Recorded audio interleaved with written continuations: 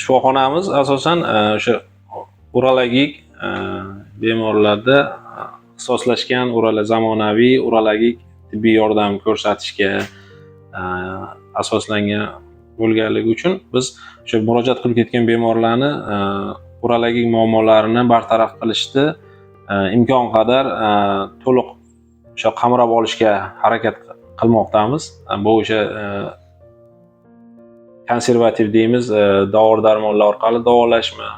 yoki operativ murakkab, oddiydan tortib murakkab operatsiyalargacha bo'lgan davo usullarimi uni to'laqonli qamrab olishga harakat qilib boryapmiz va bu uchun o'zimizni moddiy texnik bazamizni doimiy ravishda boyitib bormoqdamiz va shifokorlarimiz malaka oshirish kurslarini doimiy ravishda o'tab, yurtimizda yoki maxsus chet el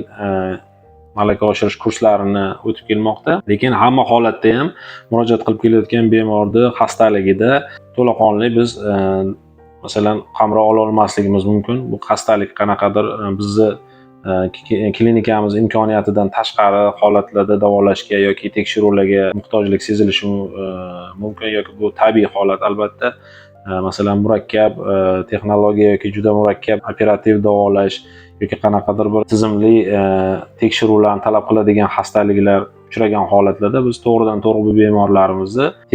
dastlabki tekshiruvlarni o'tkazgan holatda, albatta tashxisni birlamchi dastlabki va o'sha kerakli tashxisni qo'yganimizdan so'ng davolash taktikasiga kelganda, masalan bizning klinikamizda bu davolash taktikasi ayni kunda hali yo'lga qo'yilmagan bo'lishi mumkin yoki bu borada tajribamiz yetarli bo'lmagan holatlar aniqlanishi mumkin. Bunaqa holatlarda to'g'ridan to'g'ri biz bemorlarimizni ovora bo'lmasligi uchun yoki kasallikka davo izlab yana boshqa shahar yoki boshqa shifoxonalarni izlab yurmasligi uchun to'g'ridan to'g'ri biz o'sha kerakli manzillarga, kerakli o'sha shifokorgacha aniqlikda albatta yo'naltiramiz va yo biz ishlaydigan o'sha poytaxtda bo'lsin, boshqa